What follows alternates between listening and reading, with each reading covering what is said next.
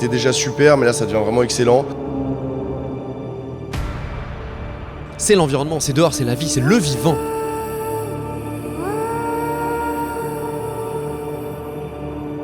Le niveau d'ambition était légendaire.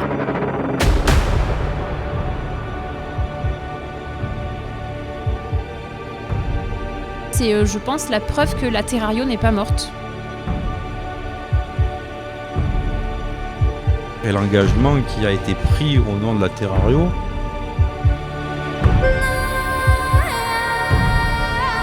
Je pense que la terrariophilie c'est une super passion, que ça peut devenir un art. Bon alors Ben, tournage du jour. On est sur quoi? Les reptiliades? Ah, c'est les reptiliades aujourd'hui? Oh, gros morceau. Très gros morceau.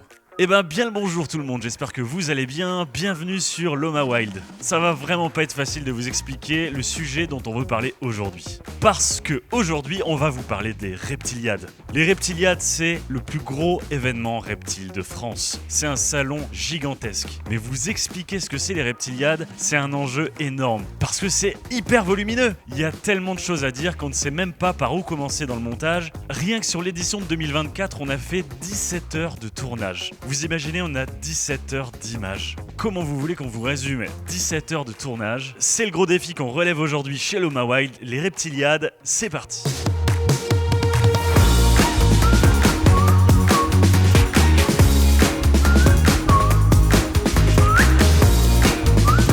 Alors déjà les premières lignes, les reptiliades, dans le fond, c'est un événement. C'est le plus grand salon reptile de France. Là sur la dernière édition, je crois qu'il y a eu 12 000 entrées, c'est absolument considérable. C'est un événement qui dure 2 jours et qui se déroule à Nîmes, au parc des expos. C'est génial, on a le privilège aujourd'hui de pouvoir accéder à la salle quand elle est vide. C'est absolument gigantesque, c'est trop stylé. C'est un vrai chantier en fait, il y a des transpalettes, des Fenwick, les gens ils prennent des mesures, ils bougent des tables. C'est vraiment le métier de l'événementiel et c'est accordé au monde du reptile. Moi perso, je trouve que c'est une expérience formidable de pouvoir vivre ça. On est vraiment dans les coulisses des reptiliades. Regardez un petit peu comme la salle est vaste. Je sais même plus c'est combien de mètres carrés, je vous le dirai dans la vidéo. J'ai oublié l'information que je ne connais pas par cœur. Alors commençons par le commencement. Le parc des expos c'est 4500 mètres carrés de surface. Vous imaginez un petit peu le travail pour meubler tout ça? Les exposants arrivent bien à l'avance et montent des stands partout. Si bien qu'on passe d'une salle vide, gigantesque, à un salon complètement plein en l'espace de quelques jours. C'est vraiment hallucinant. Les reptiliades, c'est entièrement encadré par Steve et Charlotte, c'est les big boss. C'est des experts de l'événementiel et ça fait des années qui nous permettent de vivre ça. Actuellement, je suis le co-organisateur avec Charlotte des reptiliades. Et après, historiquement, je suis celui qui a récupéré le bébé en 2005, en fait, par Yvon Chapelot qui avait créé l'expo. Je suis resté organisateur comme ça pendant des années. Puis ensuite, Charlotte est venue renforcer en fait l'équipe et est devenue co-organisatrice à partir de 2019-2020. Grosso modo, elle a vraiment eu sa place. On a vraiment instauré ce travail en binôme parce que beaucoup trop gros pour gérer tout seul. J'ai pas les compétences de gérer quelque chose d'aussi gros tout seul en fait. Donc on a continué comme ça. Moi je suis Charlotte, j'ai 33 ans et toutes mes dents. Je suis la co-organisatrice du salon Les Reptiliades avec Steve depuis 11 ans cette année. C'est une très vieille histoire. C'est et mon bras droit et mon bras gauche aussi en même temps pour le coup. En fait, c'est plus qu'un bras droit dans l'idée parce qu'un bras droit c'est quelqu'un qui vient t'appuyer, qui vient appliquer en fait tes consignes. En fait, on est sur un niveau de co-organisation. Je sais pas, je suis un peu multitâche, je pense. Ouais, je fais un peu de graphisme, un peu de communication, un peu d'administratif. J'arrive à jongler un petit peu et j'ai une super force aussi. Je suis un peu physio et donc j'aide beaucoup Steve notamment sur la reconnaissance des visages, noms et prénoms des exposants. On est vraiment en binôme, en paire. C'est vraiment cette émulation, ce travail en amont où on se jette les idées. Nos avis sont égaux en fait et à partir de ça, on le met en place. Steve a eu la merveilleuse idée il y a 10 ans, puisque c'était en 2014, de faire un calendrier avec des photos de nanas essentiellement et des reptiles. Quelles sont mes forces? Je dirais tenace, mes faiblesses, parfois un peu trop gentil, peut-être un peu trop têtu des fois, même si je vieillis bien, j'ai l'impression avec le temps comme le bon vin.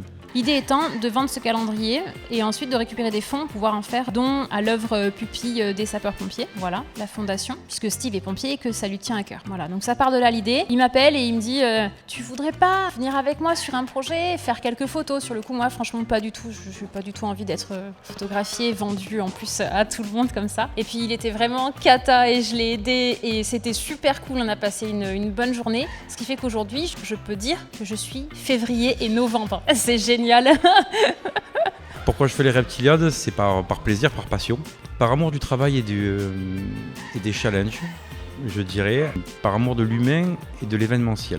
Ce qui est sûr, c'est que Steve et Charlotte, ils ont une relation extraordinaire. C'est un véritable tandem de choc. C'est une relation de travail en fait qui est très très importante et on est sur la même longueur d'onde sur énormément de sujets et on est plutôt complémentaires. On est deux super potes, on s'entend bien, on a les mêmes idées. Parfois on n'est pas d'accord et ça c'est intéressant aussi parce qu'on essaye de se remettre aussi beaucoup en question pour pouvoir travailler ensuite sur les projets. Voilà, donc on s'entend très bien. Outre leur efficacité notoire, ce qu'on peut dire, c'est qu'ils arrêtent pas de se charrier. Je dis beaucoup de choses pour charrier Steve. Tout est prétexte. Voilà, tout est prétexte. Voilà, il n'y a pas un sujet, il y a des sujets. On est pluriel. J'aime beaucoup la charrie. Ben oui, on est dans le sud, Mathieu. Forcément, on se charrie à longueur de temps. C'est quand même beaucoup plus sympa de travailler en se charriant qu'en faisant la gueule. C'est comme ça que vous faites dans le Nord, vous vous charriez pas? Oui, bien sûr, Steve, j'entends. Mais quand on demande à Charlotte, c'est qui le vrai boss des reptiliades? C'est moi.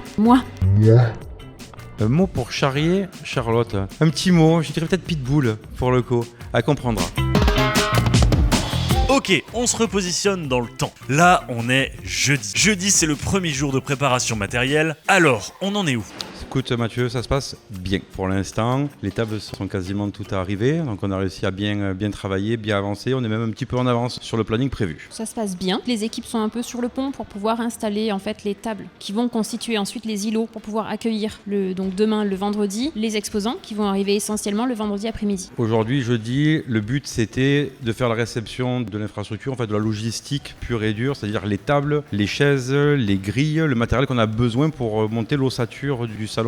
Et on avait plusieurs livraisons à récupérer, compter les tables, les répartir en fonction de leurs différentes implantations et commencer à monter les îlots, voilà, comme tu as pu le voir. C'est le temps de l'accueil aussi, on accueille des petits jeunes de la MFR, donc la maison familiale et rurale de Marguerite, c'est une commune à côté de Nîmes. Voilà, ils sont à peu près 14 pour nous filer la main sur l'installation, le montage, l'implantation des stands en fait, tout simplement. On est une association, donc c'est le cœur de toute structure associative. On est finalement tous animés par la passion et donc on cherche ce genre de petites mains pour nous aider et surtout faut pas oublier c'est que sans eux il n'y a pas de salon, pas l'oublier. Nombreux sont les bénévoles, le staff des reptiliades qui sont encadrés par Steve et Charlotte, qui travaillent dans tous les sens, qui font plein de trucs, ils déposent la PLV, les publicités, le placement des tables, c'est toute une science le placement des tables. Le problème c'est la distance, c'est la longueur de table dont on a besoin en fait, entre les tables exposants, tout le reste, enfin, on est grosso modo sur 1 km de table, sauf qu'il n'y a personne aux alentours qui est capable de nous fournir 1 km de table. Donc il a fallu, oui ça te fait rire, mais c'est un casse-tête, en fait, c'est un Tetris géant d'1 km. Il a fallu gérer 4 livraisons de table en fait en simultané. Voilà, pour arriver à avoir la distance voulue. Et puis ensuite, il faut assembler tout ça pour chaque exposant et le métrage qu'il a demandé et l'implantation qu'il a demandé, plus les terrasses, etc. Il y a plus d'1 kilomètre de table. Vous imaginez la logistique et l'organisation qu'il faut pour faire ça? Bah oui, on se rend pas compte quand on va au salon, en tant que visiteur, de tout ce qu'il y a derrière comme contrainte. Les pauvres organisateurs. À chaque fois, chaque petit détail est pensé et chaque petit détail d'organisation, de logistique, cache derrière lui une montagne de problématiques auxquelles ils ont dû répondre pendant l'année d'organisation qui a précédé l'événement. Il y a ce fil rouge perpétuel. Là, actuellement, on monte 2024, c'est-à-dire qu'on a théorisé une machine en finalité qu'on met en place maintenant, mais ça fait déjà 2-3 mois qu'on travaille sur 2025 en fait. Donc même quand cette édition sera terminée, on continuera de toute façon à travailler derrière. Donc ça a une place prépondérante tout au long de l'année. Alors nous, oui, pour le coup, parce qu'on a l'habitude, mais c'est vrai que quand on visite un salon, une expo, on ne pense pas forcément aux tables qu'il y a sous les nappes. Voilà, je pense que je suis pas le seul. Moi, le premier, je vous rate pas exactement combien il y a de mètres de table, mais sur une surface comme ça, forcément, il y a beaucoup de tables et il faut les mettre en place. Il faut bien quelqu'un qui nous les livre, quoi, et qui nous les loue. On n'arrête pas de parler de l'ambiance des reptiliades. Alors Steve et Charlotte, c'est des sudistes. Là-bas, c'est Nîmes, c'est plein sud. Nous, le Wild, on vient du nord. Et ben, vous savez quoi? Évidemment, Évidemment, ceux qui mettent l'ambiance au Reptiliade, c'est les nordistes. Non, c'est pas vrai. Tout le monde le met. Tout le monde met l'ambiance en vrai. Chacun à sa façon. Tout le monde amène sa culture, son savoir, sa façon de faire la fête, de boire un coup, de trinquer. Et c'est ça qui est cool. En fait. Qui c'est les plus forts, les nordistes ou les sudistes, c'est ça? En ce moment on est dans le sud, donc ça sera forcément les sudistes. Mais quand je serai dans le nord, ça sera les nordistes. Ouais, c'est une ambiance assez sympa. Déjà, c'est un peu le jour de retrouvailles avec tout le monde. Donc ça, c'est cool. Parce qu'il y a des gens qu'on ne voit qu'au Reptiliade. Donc c'est vraiment un moment.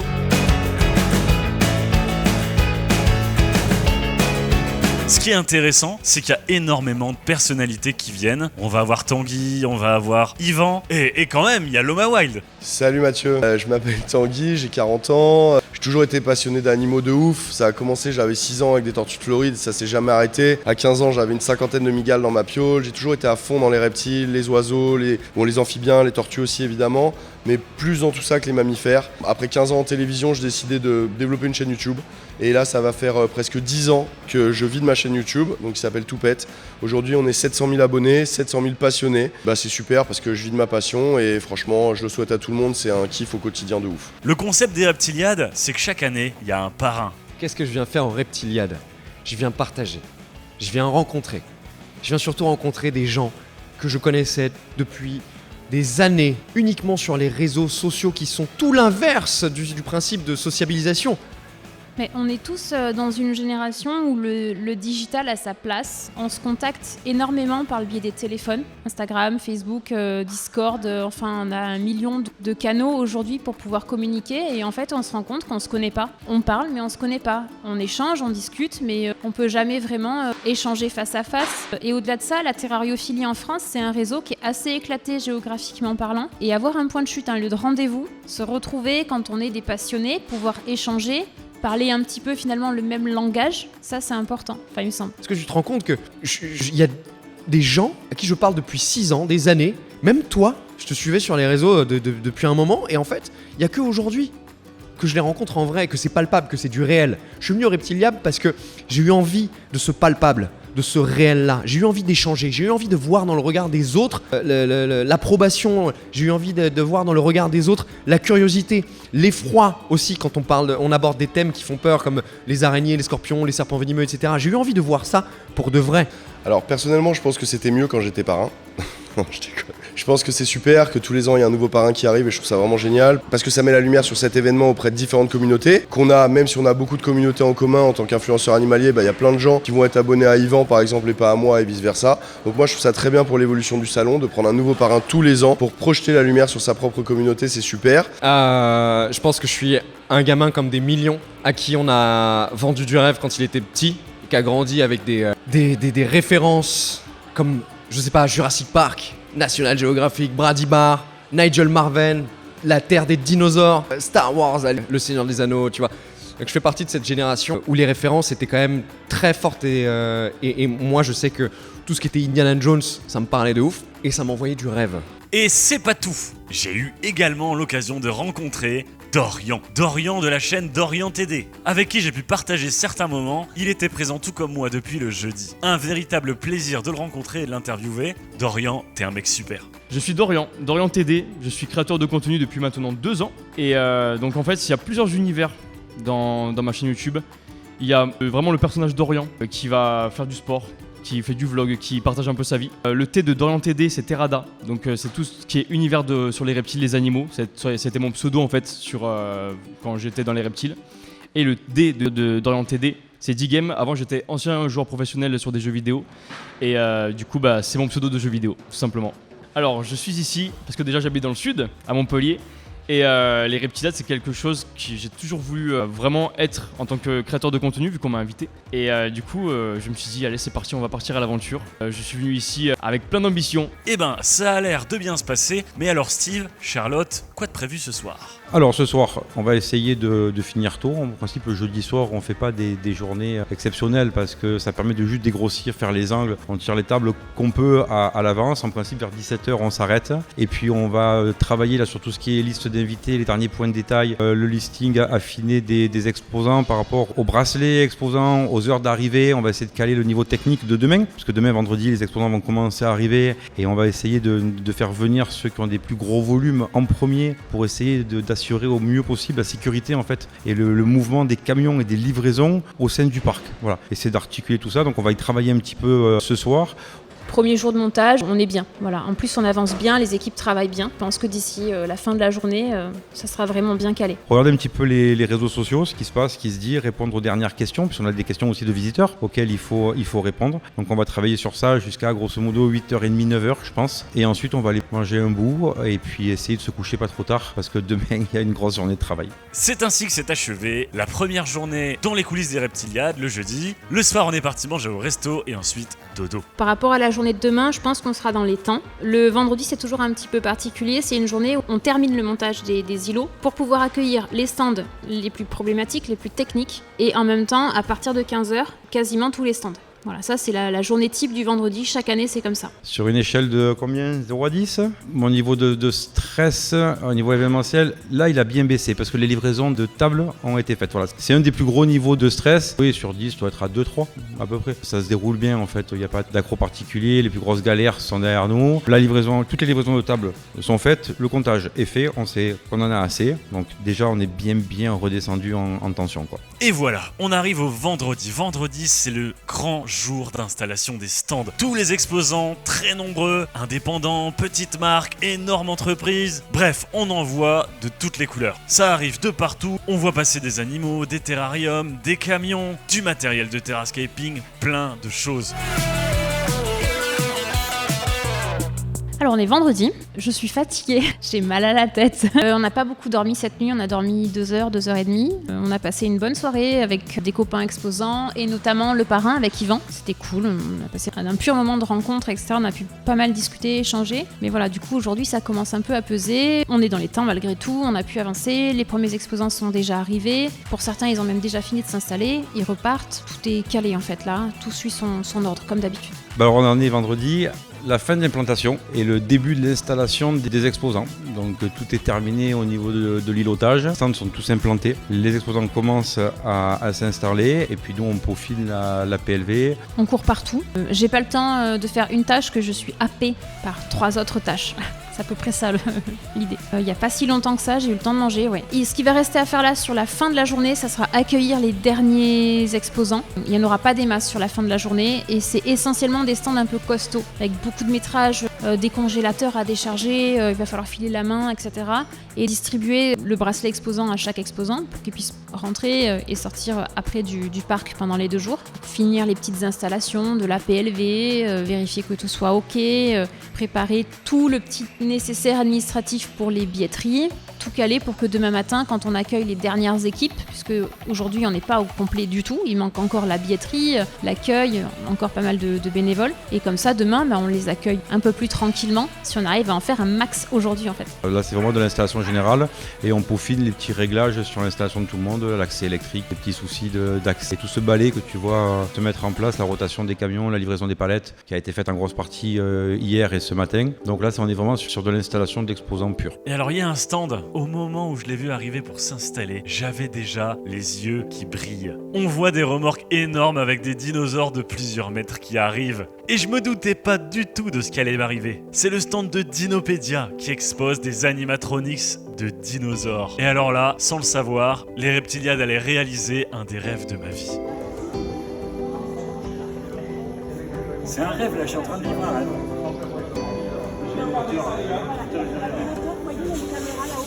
Ah, moi je comprends rien, comment ça marche? D'accord, là. Dedans aussi. Et les pieds vont être dans les jambes du rapport. Mettez-le comme un sac à dos. Ça va au niveau du poids de ces poids-là? On a tous quelque chose en commun. Ça, c'est quelque chose dont je me suis rendu compte en travaillant et en parlant avec ces gens-là.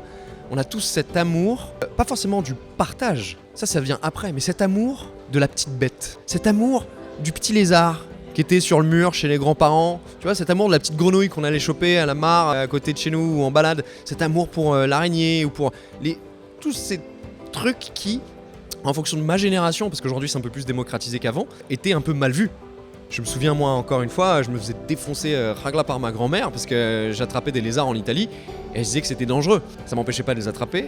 D'ailleurs, on m'appelait le lucertare en calabre, ça veut dire le lézardier, donc celui qui attrape les lézards. J'avais 8 ans, tu vois.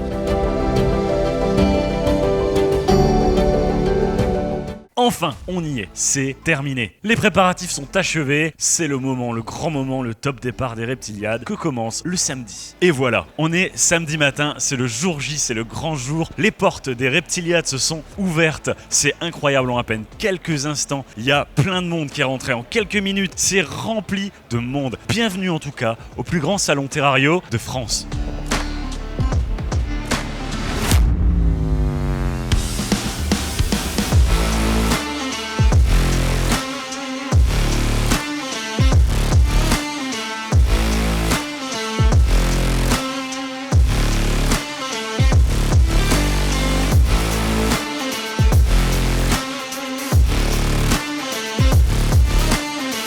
Le niveau d'ambition était légendaire, je pense. Vraiment, j'en ai jamais autant pris plein la tronche que ce week-end. C'était incroyable. Je suis allé de partout, les gens sont super cool. Vraiment, c'est un salon vraiment exceptionnel.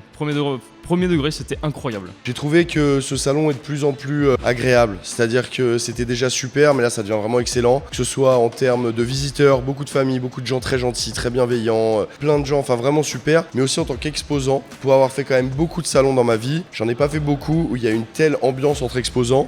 Et les Reptiliades, ils arrivent vraiment à créer du lien et de l'union et tout entre passionnés. Voilà, c'est ce qu'on essaie aussi de recréer en fait au niveau des Reptiliades, vraiment ce rendez-vous de passionnés, créer des espaces shield pour pouvoir se poser, discuter et essayer d'avancer dans ce sens-là. Ok, allez, on va aller marcher un petit peu, ça commence vraiment très fort, l'événement est...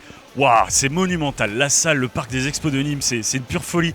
Il y a déjà un monde terrible, on est samedi matin, je vois déjà des énormes enseignes qui dépassent, là je vois un gros Reptilis, là, un gros Zoomed, c'est assez génial. Alors, ici on est à l'entrée, là il y a plein de monde sur le côté, là derrière Ben qui est derrière la caméra, d'ailleurs salut à l'équipe Loma Wild qui s'occupe du son et de l'image. Donc là on est à côté, comme l'année dernière à l'entrée il y a Dinopédia, les dinosaures, hein. C'est vraiment trop cool, moi je suis un fan de dinosaures et j'ai une méga surprise à vous montrer dans cette vidéo par rapport aux dinosaures. J'étais le Raptor des Reptiliades. Pendant tout le salon, j'ai pu faire de l'animation dans un Mechatronics de dingue, de la forme d'un grand Vélociraptor qui faisait plutôt la taille d'un Deinonychus. Bah oui, parce que le vrai Vélociraptor faisait 1m20 de haut environ. C'est un véritable rêve de ma vie qui se réalise. Salut tout le monde, j'ai retiré le nœud papillon là, j'ai mis un t-shirt parce qu'il fait hyper chaud et je transpire comme un fou. Je suis à l'intérieur du Raptor, regardez, il y a un ventilateur derrière qui souffle mais ça suffit pas du tout. Alors là je vais essayer de tourner, en fait c'est comme ça, ça ressemble à ça. Là il y a des manettes en fait comme ça et il y a des boutons, des trucs à actionner pour ouvrir la mâchoire, changer le cri, faire crier le dinosaure. Et là c'est un écran en fait parce qu'il n'y a pas de trou pour les yeux, il y a une caméra et ça retranscrit ce qu'on voit. Alors je pense qu'on voit pas bien mais en gros ouais, je sais pas si vous voyez là quand je bouge, attendez, je vais me battre. Quand je bouge, regardez la tête. Vous voyez la tête du Raptor, elle tourne en fait. Voilà. Et si j'appuie ici, regardez. Hop, j'ouvre sa gueule. J'ouvre sa gueule et il crie. C'est vraiment génial. Je m'éclate. Merci infiniment à Arnaud et à Dinopédia. Je m'éclate. On n'a pas tous le même vécu, pas tous les mêmes moyens, pas tous les mêmes possibilités ou opportunités dans la vie, on n'a pas tous le même jardin, mais on a quand même envie d'y aller. On a quand même envie d'y aller, on a quand même envie de diversifier les espèces, de comprendre toujours plus. C'est là qu'après vient le partage de la terrariophilie. C'est pour ça que je suis ici aujourd'hui au Reptiliades, c'est parce que c'est un lieu de rencontre, un lieu d'échange, c'est un lieu qui rassemble des personnes qui ont tous quelque chose en commun, qui est l'amour de la terrariophilie, par association l'observation et l'agrémentation aussi. Et donc le partage, pour moi, voilà, le rapport à la terrariophilie, c'est ça, c'est quelque chose qui est très viscéral. Et c'est quelque chose qui touche à notre petit inner child, tu vois, notre enfant intérieur. Et je pense que c'est ce qu'on a tous en commun là, d'une manière ou d'une autre. Elle s'exprime différemment en fonction de notre passif, de notre trajectoire de vie, mais c'est ça qu'on a en commun. Et toutes ces parades en Vélociraptor, j'ai été accompagné par Arnaud de Dinopédia qui a tellement pris soin de moi. Merci pour tout Arnaud. Si, complètement. Là, je suis avec Arnaud. Qu'est-ce qu'on va faire là, Arnaud? On va faire le rapport. On va faire le Raptor. Il m'aide à me guider et tout pour pas que ma queue elle heurte les gens et il m'aide à m'installer dans le Et Raptor. pas qu'il reste bloqué à l'intérieur parce que quand même c'est la cuisson dedans. Et c'est trop bien parce qu'on a un jeu d'équipe. Il fait vraiment le propriétaire du Raptor et moi je suis là, je le titille et tout. Je me balade. C'est exceptionnel. On s'amuse vraiment comme des fous. Allez, on va aller par là. Alors ici, qu'est-ce qu'on a? On a le stand de Delta. Delta, c'est une marque française avec des terrariums il me semble que c'est des polymères et tout ça. On va essayer d'aller les interroger tout à l'heure et c'est chouette de les voir. Salut Quentin, salut Jordi, vous allez bien? Alors les gens, spectateurs de cette vidéo, nous sommes absolument désolés. Après le tournage là-bas à Nîmes, on a perdu une partie complète des fichiers audio, des interviews. C'est dramatique. On a travaillé le son comme on a pu pour le récupérer. Alors ne soyez pas surpris si parfois le son est pas de la même qualité. Pour vous le notifier, on mettra ce symbole-là à l'écran. Encore désolé. On n'a jamais fait de vidéo ensemble. C'était l'occasion. Carrément. Non, on s'est rencontrés ici quelque part. On c'est s'est ça. vu juste l'année dernière et là, Ouais. mais c'était vraiment la première édition. Et là, on a pu avoir le temps de se rencontrer et de dire ok, là, il faut qu'on fasse quelque chose quand même. Yes, exactement. Qu'est-ce que c'est Delta? Delta, c'est l'association d'un éleveur professionnel et d'un designer produit qui répondait à nos besoins à la base. Et ensuite, on s'est dit pourquoi pas le proposer au grand public parce qu'on trouvait qu'il y avait certains avantages par rapport à d'autres terrariums, mais il y a aussi des inconvénients comme tous les produits. Et du coup, on s'est dit ça serait dommage de les garder pour nous et on s'est permis, avec beaucoup de développement, de proposer cette gamme-là au grand public. Ok, en quoi consiste cette gamme? Qu'est-ce qu'elle a quelles sont les spécificités de votre marque? Alors déjà, c'est l'utilisation du PVC qui n'est pas une nouveauté sur le marché. Ça existe depuis déjà très longtemps, surtout aux États-Unis. Ouais. Beaucoup d'avance sur nous par rapport à l'utilisation du PVC. C'est surtout nous la forme du terrarium qu'on a pensé imaginer pour apporter quelques points positifs ou quelques améliorations à ce qui existe actuellement, à savoir la capacité d'emboîter nos terrariums sur beaucoup d'étages. Un design qui, pour certaines personnes, rentre plus facilement dans leur salon, devant la télé. On a beaucoup de femmes qui nous disent « Merci mon mari, la Delta, enfin j'ai mon salon qui ressemble à quelque chose parce qu'il avait des terrariums de toutes les marques partout. » Donc c'est vrai que ça, on a souvent ce retour-là. C'est ni plus ni moins qu'une autre vision du terrarium. C'est uniforme, assez fait pro. Ça fait un peu futuriste quand même, votre identité. Ouais, c'était l'idée. Parce que finalement, ce qu'il a fait, c'est que lui, il est designer. Moi, j'ai des soldes depuis 30 piges. Et en fait, le truc, c'est qu'on a gommé les défauts. Tous les trucs qui nous gonflaient finalement sur les autres marques, on les a gommés de façon à faire un produit qui répond vraiment à nos attentes. En fait, on les a designés pour nous. C'est ce qu'on dit aux gens, on les a fait comme si c'était les nôtres. Ouais, c'est ça. Ok, donc il y a l'expertise de l'usage derrière. Et surtout aujourd'hui, on se sert de tous les retours et on est hyper content parce qu'on a des super clients. Ouais. Qui, même quand ils ont un problème, parce que ça arrive évidemment, ils nous font des retours constructifs. Et moi, tout de suite, avec Jordi, mais la plupart du temps, c'est le jour même, je l'appelle et je dis « Attends, effectivement, là, il y a un problème auquel on n'avait pas pensé. Comment on peut le modifier ?» Et on modifie l'ensemble de la chaîne de production pratiquement H24. C'est instantané. Et quand on a des clients qui nous rappellent pour le même problème, on a déjà leur solution à leur donner. On a mis directement l'accent en fait sur le service client. Parce qu'aujourd'hui, les clients, quand ils veulent un terrarium et qu'ils ont un problème, ils veulent avoir quelqu'un au bout du fil. Et les gens nous appellent et on règle le problème en 24 heures. Donc c'est de l'accès humain, il y a du contact. Et c'est le plus important, surtout parce que finalement, la terrario, c'est du partage, de l'échange. On est bien d'accord ou pas? Absolument. On est au Reptiliad ici. L'arrivée de votre marque sur le marché, moi je l'ai vu passer sur internet. Il y a eu quand même des vagues avec des gens qui ont fait des essais, qui ont présenté. Il y a un truc par contre qui me fâche un peu, c'est qu'on vous a jamais vu chez nous dans les Hauts-de-France à la Bourse de Béthune. C'est vrai. En fait, c'est super. On souhaite faire plus de salons, allez voir. Stéphane Ganoir fait les gars, ça fait 1 an que je vous attends. Et c'est pas du tout de la mauvaise volonté, c'est pas du tout. Au contraire, nous on les connaît tous. Enfin, Jordi les connaît tous, c'est des amis. Karim, Stéphane. C'est juste que nous on a une production française qui maintenant commence à arriver sur on va dire, sur de la grosse production en termes de quantité. Pourquoi tu viens pas nous voir dans le sud? Parce que je suis où là? Non. Mais je veux dire, parce qu'après, hormis le fait que on pourrait te montrer la production, si tu veux voir des animaux que tu n'as jamais vus ailleurs, viens. Ouais. Roi Royal, c'est ce qui s'appelle une invitation du coup. Oui, voilà. Les gars, je vous remercie, c'est vraiment Avec cool. plaisir. Ah, mais qu'est-ce qu'on a ici? On reconnaît tout à fait Reptilis, ils sont partout. Vous allez dire que je suis tout le temps avec Reptilis. Mais c'est pas moi qui suis tout le temps avec Reptilis, c'est Reptilis qui est partout où je vais. Faut dire qu'en même temps, un événement comme les Reptiliades, ça peut pas exister sans Reptilis. On va dire que c'est un petit peu les nordistes qui envahissent le sud. Bah oui, bien sûr que je vais vous parler de Reptilis. C'est évident, c'est les plus grands partenaires de l'Omawa Wild depuis notre création. Reptilis, c'est une entreprise spécialisée dans le reptile qui est divisée en deux parties. Il y a un centre d'élevage et un shop. Vous pouvez acheter là-bas tout le matériel dont vous avez besoin, ainsi que des reptiles de choix, de qualité, sélectionnés et bien acclimatés. C'est l'entreprise de Stéphane et Anne-Laure. Et ces deux-là, au Reptiliad, ils étaient bien occupés. Pour pas trop leur prendre de temps, je leur ai épargné l'interview à charge de revanche. Mais par contre, il y a deux employés bien connus là-bas, Clément et Quentin, ils m'ont alpagué et ils m'ont pas loupé.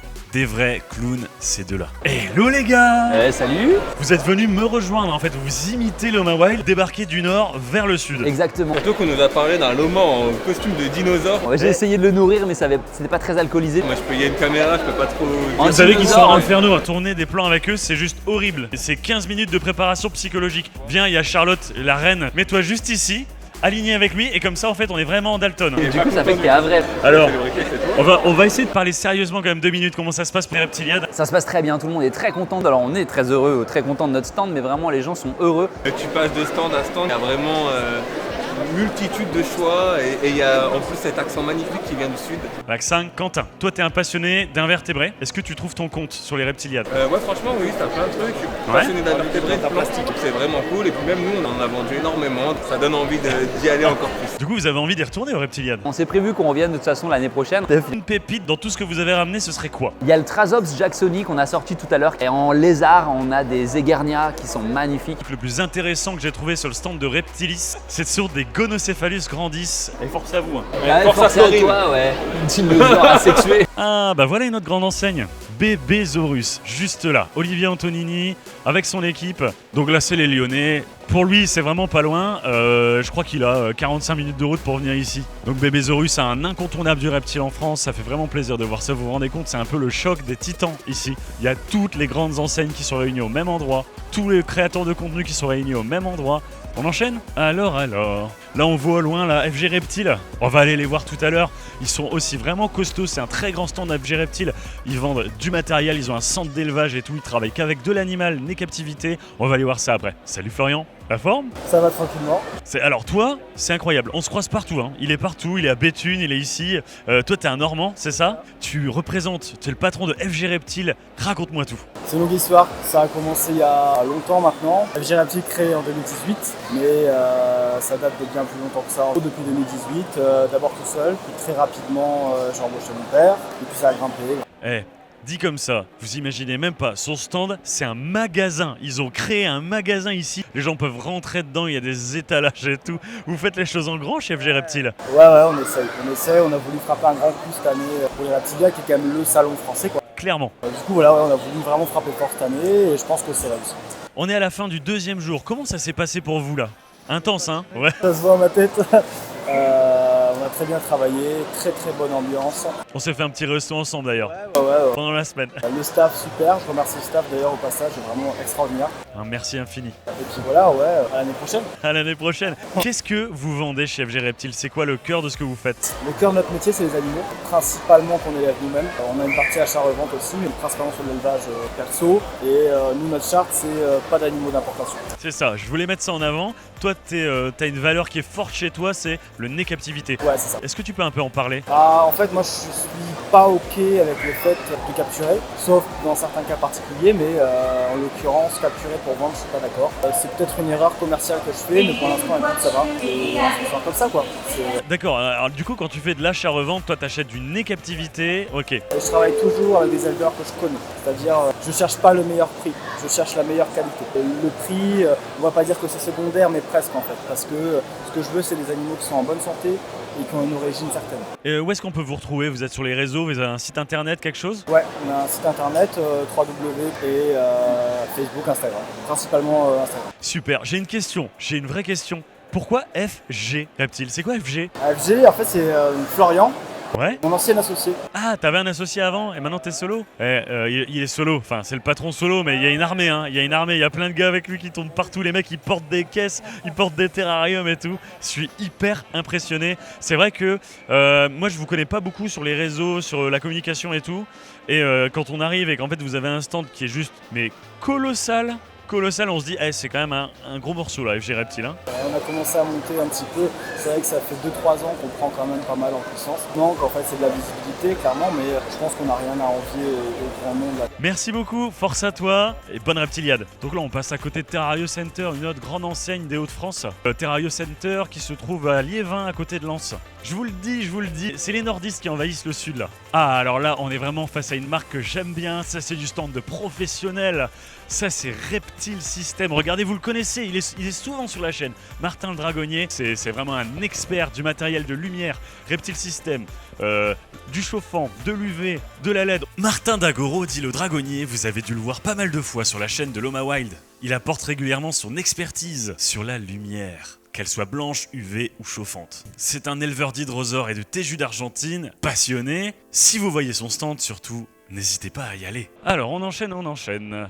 Terrario Store, animalerie exotique. Donc là, il y a beaucoup d'exposants que je connais pas, probablement beaucoup de locaux, hein, parce que là, on connaît pas tout le monde ici. Salut Gabriel. La forme, ça va? Ça va très bien. Bah écoute, on se rencontre ici? Ouais. Dans les Reptiliades, moi je suis super loin de chez moi, j'ai fait 9 heures de route pour arriver ici et j'ai plein de rencontres. Non, on se connaissait pas. Alors, qui es-tu? Qu'est-ce que tu fais là? Raconte-moi. Moi j'ai halluciné, hein. J'ai halluciné, je suis venu sur son stand, il y a une fourmilière. C'est des fourmis, elles sont comme ça. Il y a un tube de 2 mètres de long, les fourmis elles trimballent des feuilles et tout, c'est génial. Raconte-moi tout. Alors, nous on a une boutique à Toulouse de fourmis de base, mais on s'est un peu perdu dans les arthropodes de manière générale par la suite. Très bien. Maintenant on fait de la pédagogie, on fait des livres. On vend des livres en tout cas d'artistes qu'on aime bien. Ok. De la vulgarisation scientifique. Et voilà, donc on a une boutique à Toulouse, on a déménagé l'année dernière. Une boutique avant mais sans périphérie. Et là maintenant on est sur Toulouse en centre-ville. Excellent. Vous avez un site internet et tout? On a un site internet, Ouais, on peut vous suivre sur les réseaux? On peut nous suivre sur les réseaux, donc Fourmi Bio, Instagram. Alors, qu'est-ce que vous avez sur ce stand là? Parce que moi, c'est ça qui m'a fait. Waouh, il faut vraiment que je vienne voir ça. Raconte-moi un petit peu. Qu'est-ce que vous avez installé ici? Le plus impressionnant, ça va être du coup la colonie qu'on a ici qui vient d'Amérique du Sud.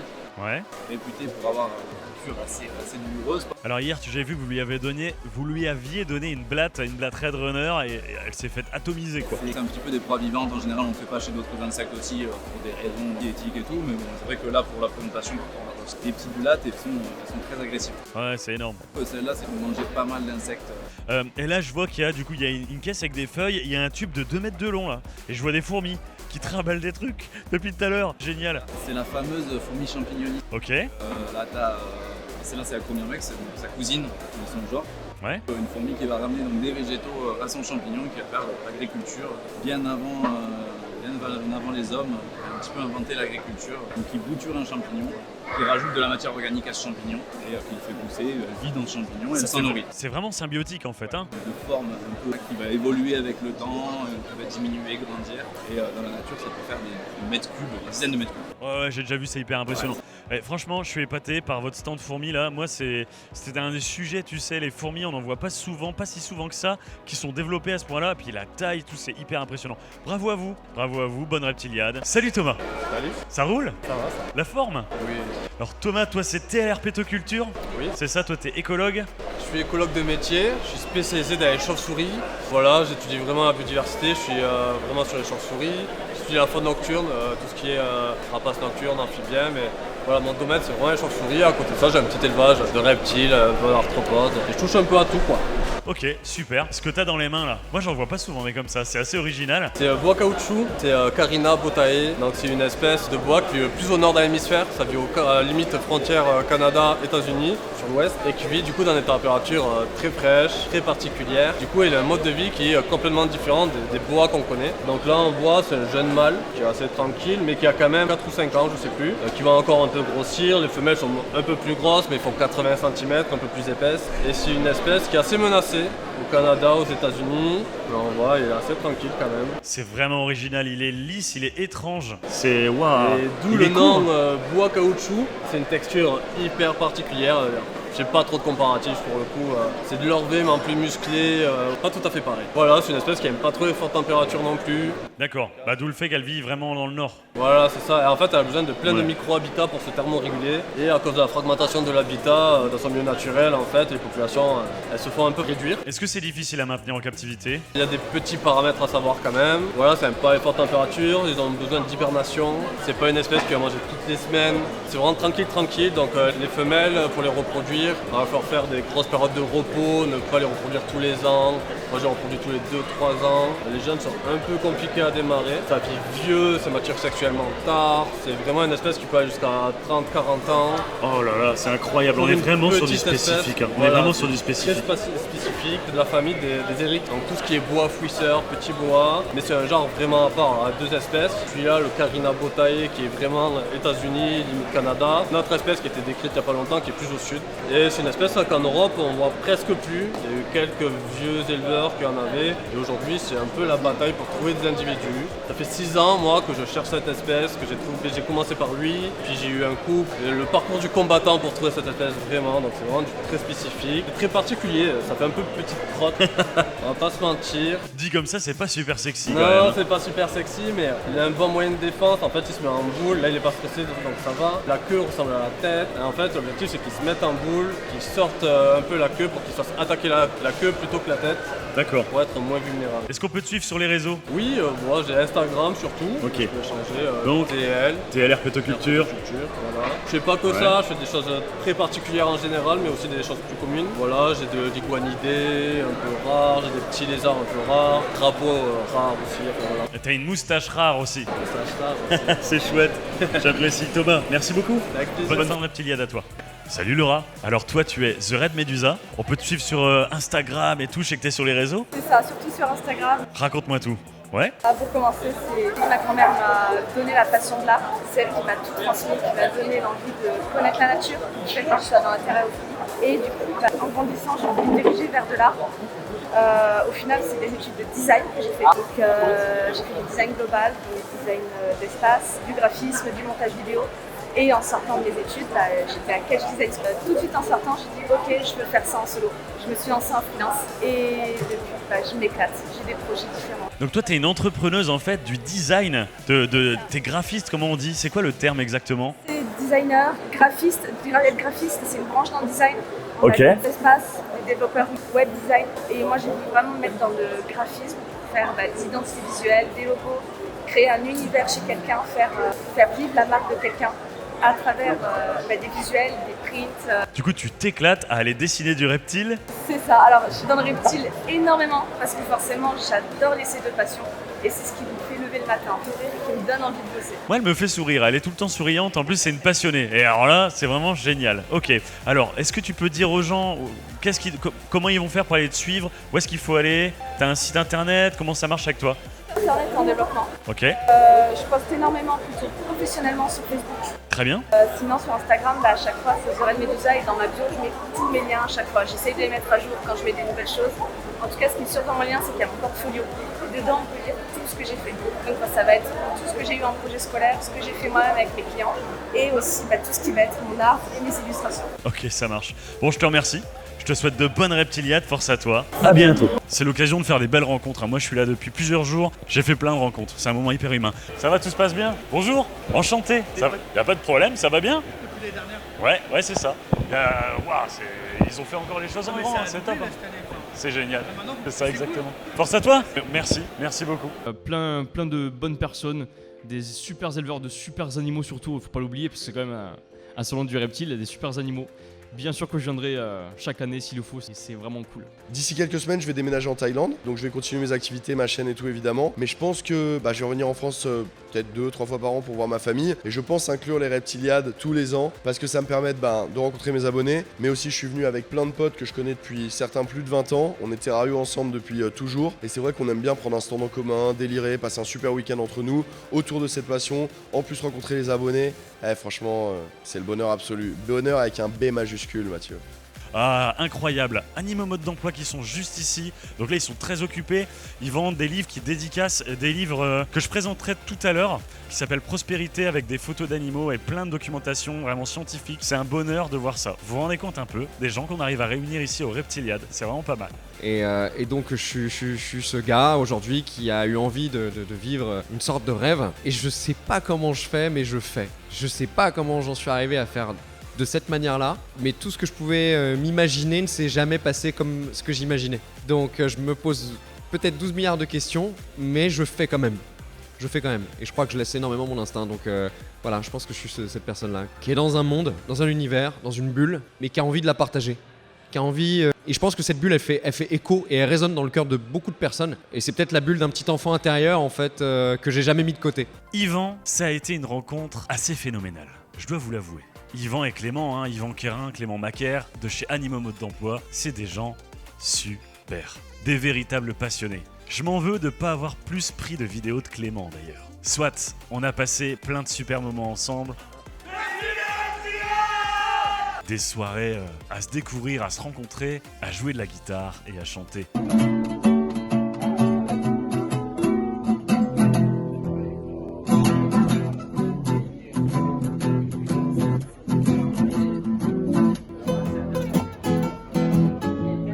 Ils sont complètement déjantés cette équipe-là, Animo Mode d'Emploi.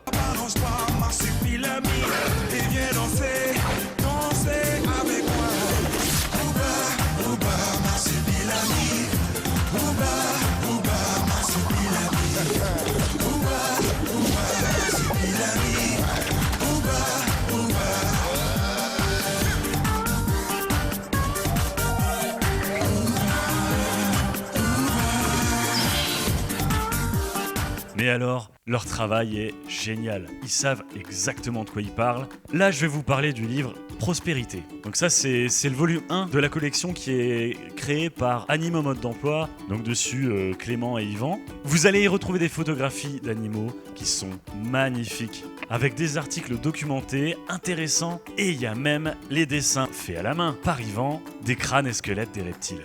Profitez-en, il y a des espèces très originales dans cette collection.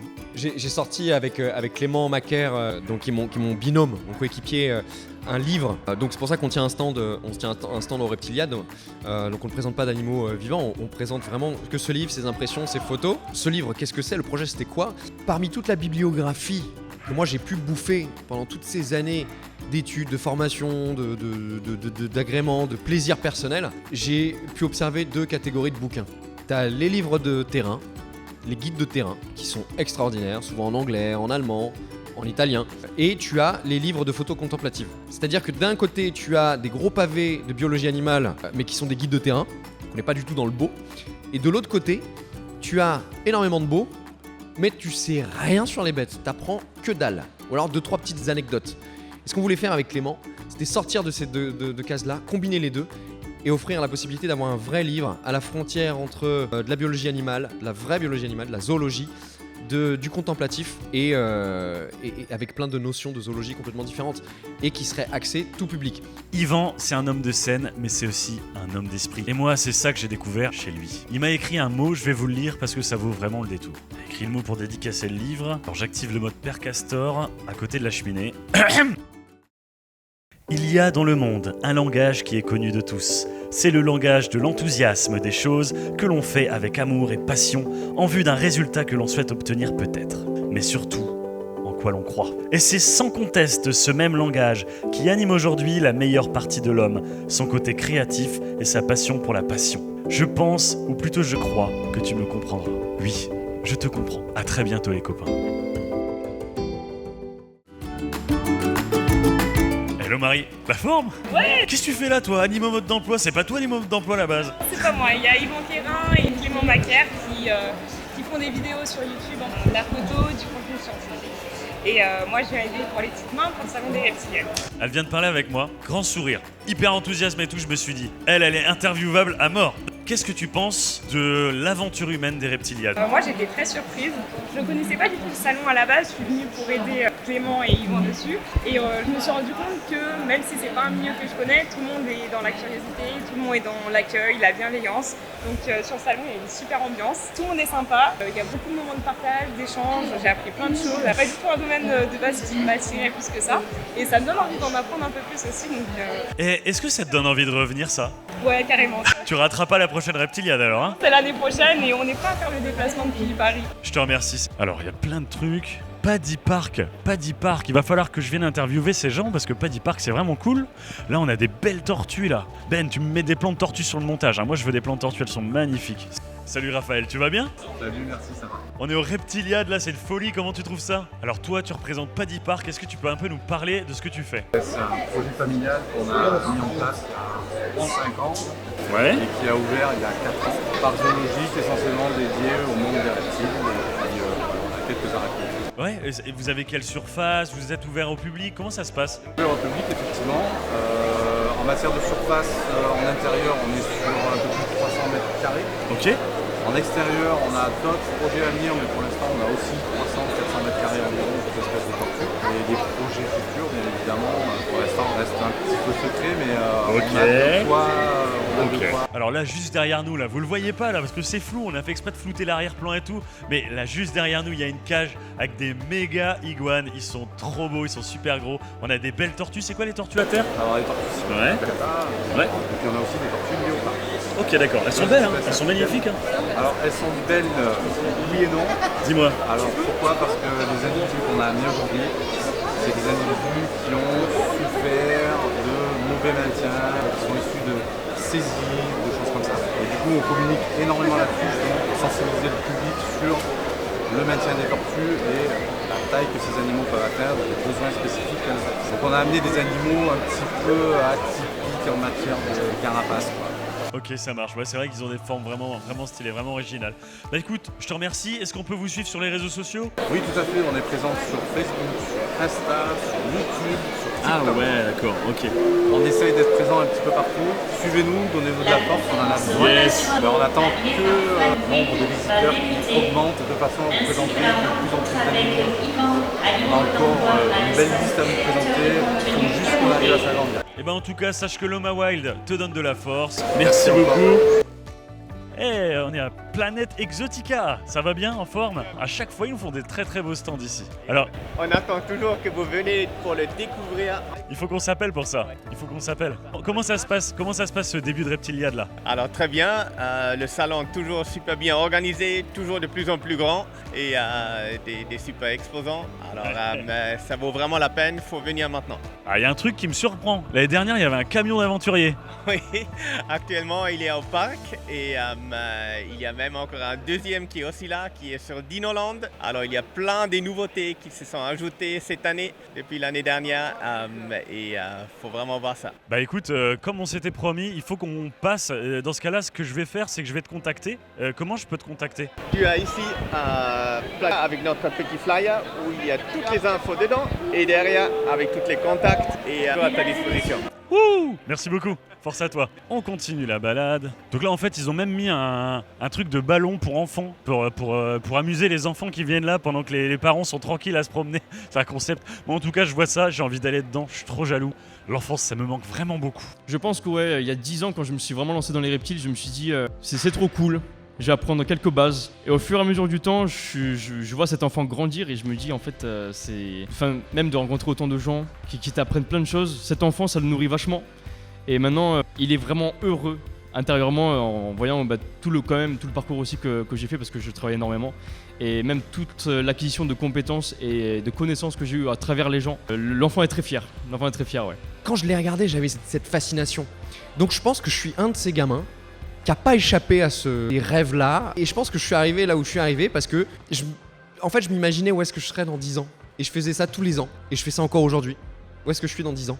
Et je pense que j'ai jamais perdu ce cap-là. C'est un peu ce qui me guide énormément. Du popcorn, il y a plein de popcorn. Alors ça, c'est vraiment pas bon pour la ligne. Parce que moi, j'essaie de maigrir un peu. Mais quand je vois ça, c'est vraiment difficile. Si vous avez faim là-bas, il y a plein de solutions pour manger. Moi perso, j'ai adoré le bar à huîtres. C'est quand même super stylé. On est dans un salon reptile et il y a un bar à huîtres. Je crois que c'est vraiment du jamais vu. Avec Anne-Laure, la patronne de Reptilis, on est allé se faire plaisir. C'était bien bon. Là, on est au stand de Toupette. Toupette qui a un stand, un super stand. Il est en train de liquider tout son matériel qui lui reste avant de partir en Thaïlande. Je vais essayer d'aller le voir tout à l'heure. On s'est croisés, on a eu le temps d'un peu échanger. Sur une échelle de 1 à 10, je suis fatigué à 14. C'est-à-dire que j'ai rendu la vie depuis 4 points maintenant. Je suis très fatigué, mais bon, comme tous les week-ends de Reptiliade, c'est un salon intense. On avait un stand. J'ai essayé de vendre tout ce qui me restait en matériel terrariophile et je dois vous annoncer que j'ai tout vendu. Je repars avec rien. Donc ça fait très plaisir. Il y a beaucoup d'abonnés qui voulaient une petite partie de la chaîne. Donc même en achetant une gamelle ou un Terra ou n'importe quoi, ils se sont dit tiens on a une petite partie de la chaîne. Donc ça m'a fait très plaisir de vendre à bas coût mon matériel pour faire kiffer ma communauté parce qu'ils le méritent bien quoi. C'est grâce à eux que j'en suis là aujourd'hui, donc quand je peux rendre je le fais avec plaisir. Alors je sais qu'il y a Miss Reptile qui a un stand, mais je sais pas du tout où. Reptile Bar. Allez, on se donne une mission. Il faut trouver le stand de Miss Reptile. C'est Laura, elle est trop cool. Je sais qu'elle a un stand, je l'ai pas vu depuis que je suis là. Ça fait des jours que je suis là. Allez, on la cherche, on va la trouver. Alors, objectif numéro 1, trouver le stand de Laura, Miss Reptile. Et voilà, elle est là. Elle est juste là, c'est trouvé. Ça va la faire rire ça sur la vidéo. J'ai oublié, on n'a pas fait l'interview de Miss Reptile, on n'a pas pris le temps, on n'a pas trouvé le moment opportun, mais c'est pas grave. On se rattrapera sur l'année d'après. Miss Reptile, c'est une créatrice de contenu, allez la voir sur Instagram, elle performe grave. Laura, elle est trop sympa. De son nom complet, Laura se lance. J'ai essayé de me balader un petit peu tant bien que mal parce que j'étais un peu à droite à gauche dans les stands, mais c'est de la folie. C'est de la folie. Il y a je sais pas combien d'exposants, on est de plus en plus dans la sensibilisation, on est de plus en plus dans l'apprentissage. On n'est pas dans un lieu où en fait on vend pour vendre, on vient vendre des bêtes. On est là surtout pour les présenter, de comment on ferait, selon eux, bien les choses pour que cet animal puisse prospérer dans un environnement prédéfini. Des animaux qui ne sont absolument pas des animaux de compagnie. Et je pense que ici, justement, c'est bien ancré. Les animaux qui sont présentés ici ne sont pas des animaux de compagnie. Ce sont des animaux complètement différents, presque des animaux d'agrément. Salut Maya, ça va? Donc là, il y a Maya, mon chat. Ma Mayou, enfin, un de mes deux chats. Hein. C'est ma petite princesse, mon petit bébé. On la voit là, sur mon genou. Ah, bienvenue Maya, hein. Bienvenue sur le tournage de Loma Wild. Ça va les reptiliades, toi? Elle me fait craquer. Petite chou.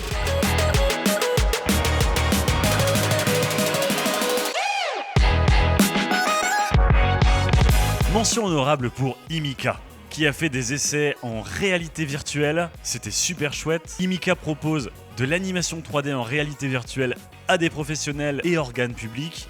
Il nous présentait là une animation de dinosaures dans un monde préhistorique destiné à des musées. J'en profite pour saluer Olivier Maillon, le gérant, un mec en or. Et sans oublier bien sûr Zoomed, la ferme tropicale, Reptile Bar et tous ceux que je n'ai pas été interviewés.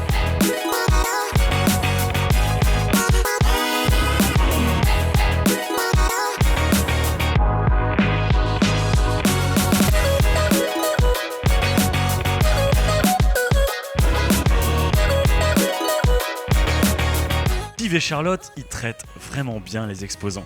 Alors, avec des collègues, on a trouvé, c'est un truc de dingue, ça va peut-être te parler. Sur la route, on a vu des nordistes esselés, donc on les a récupérés et puis on va leur faire goûter un petit peu le sud, on va leur expliquer, leur demander s'ils connaissent le Ricard, le sirop d'orgeat, peut-être leur faire goûter une Moresse, qui est un petit vin du sud de la France, un petit repas sans abuser bien entendu sur l'alcool. Le samedi soir, il y a un moment convivial de dingue, une soirée complète avec un concert, une super fête, on s'est éclaté.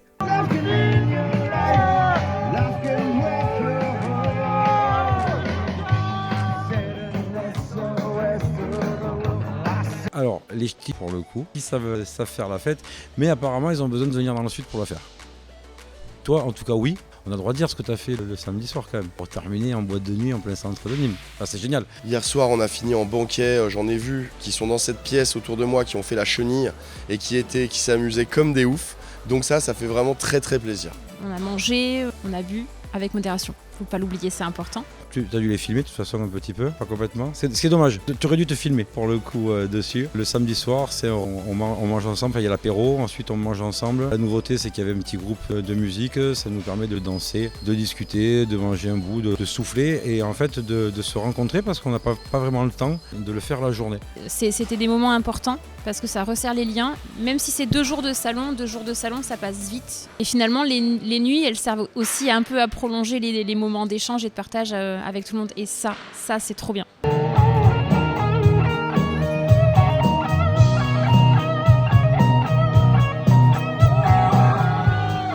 Au Reptiliade, il y a un coin spécial créateur de contenu, le coin youtubeur. Nous, on y est chaque année, on a un moment accordé. Ça a été pour nous l'occasion d'aller rencontrer Alex King Snake. Salut Alex. Salut Max. Ça va bien? Ça va et toi? Bah ouais, et on se croise que ici, hein, chaque fois. Ce Reptiliade, c'est le rendez-vous annuel. C'est le rendez-vous annuel à ne pas manquer d'ailleurs. Comment tu trouves cette édition des Reptiliades 2024, belle. Ouais, incroyable. Incroyable. Truc de malade. Il faut le vivre, hein. Vraiment, faut venir au Reptiliade. Alors Alex, vas-y, je te laisse te présenter qui tu es, qu'est-ce que tu fais, qu'est-ce que tu as envie de dire à mes abonnés en fait. Mais moi c'est Alex King Snake, J'ai une chaîne YouTube sur les reptiles aussi, passionné de serpents en particulier. Gros fan de Morelia, du genre Morelia, et toujours présent pour les événements, que ce soit au Reptilia, à Lyon, peut-être Béthune un jour. Ah, j'allais te le dire. On t'a jamais vu dans le Nord. Et tu m'en as On t'a parlé, jamais hein. vu dans le Nord. Et c'est vrai que Béthune, j'y avec plaisir. Ça serait carrément chouette. T'es le bienvenu. Ça marche? Ouais. Eh ben écoutez les gens, ça c'est Alex Kingsnake, on peut le suivre. YouTube, Instagram, Facebook, TikTok peut-être, je sais pas. Eh ben super. Et puis sur les différentes plateformes, Instagram c'est plus photo, TikTok c'est plus Alex, je rigole. Vraiment c'est mon défouloir. Ok. YouTube c'est carré, YouTube. Hein. YouTube c'est carré. Hein. Ah, on connaît très bien. Bon, je te dis force à toi. Force à toi. À très bientôt.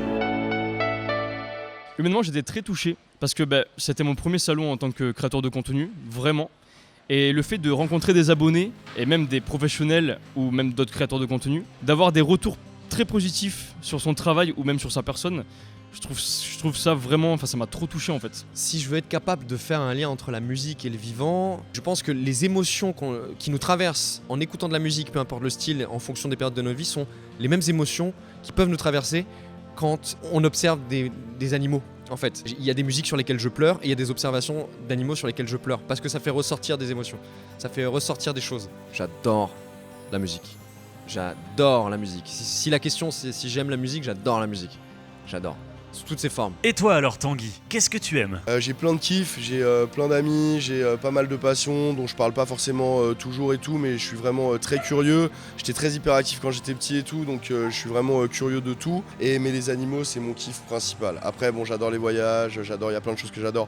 La bouffe, j'adore aussi. Mais les animaux, c'est le nerf de la guerre, tu vois, de ma passion. Et d'Ivoire, t'as quoi comme projet en Thaïlande? En Thaïlande, j'ai vraiment envie de conserver tout ce que je fais aujourd'hui, c'est-à-dire diffuser du contenu autour des animaux sur YouTube. Donc tout peut reste pareil. Je pense qu'on va rajouter un format vlog parce que le vlog marche bien sur YouTube et moi j'ai envie de rentrer là-dedans. Donc on va rajouter un format vlog qui risque d'arriver tous les mois. On va diversifier aussi nos activités. On va monter une agence de herping pour pouvoir proposer à tous les abonnés ou toutes les personnes qui ont envie d'aller voir des serpents le soir à Bangkok, de pouvoir partir avec un guide en toute sécurité dans un environnement urbain pour voir des serpents parce qu'il y a énormément d'espèces de reptiles en plein centre-ville. Donc on va créer une antenne Toupette agence voyage herping. On va aussi préparer, on est là-dessus depuis quelques mois, on prépare des voyages pour les abonnés. On va proposer aux abonnés de pouvoir venir en Thaïlande et de passer une semaine avec nous et de vivre toutes les aventures qu'ils ont déjà vues sur la chaîne, de ferme de poissons d'aquarium, à faire des nuits dans la jungle, à aller voir des poissons qu'ils ont dans leur bac mais en rivière avec des palmes, des masques et des tubas. Enfin faire vraiment une semaine à aller pêcher des combattants, faire vraiment une semaine autour de notre passion qui nous fédère, à fond en Thaïlande, encadré par nous, nourri, logé, animé, on s'occupe de tout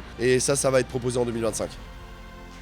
On peut aussi trouver un super endroit pour ceux qui aiment la culture, s'instruire de la terrariophilie.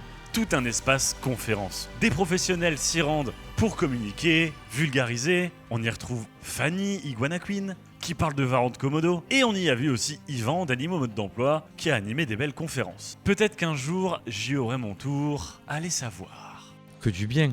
Que je pense des reptiles, que du bien pour le coup, des animaux extrêmement incompris, mal compris en fait, pas considérés à leur juste valeur, absolument indispensables au niveau de la faune, tellement utile en fait et tellement peu considéré. Ce qui est génial dans la terrariophilie, c'est reconstruire à la perfection l'environnement dans lequel ces animaux vont vivre et vont être dépendants pour les voir prospérer en vue d'avoir des reproductions. C'est le but d'un organisme, c'est le but de la terrariophilie. C'est magnifique.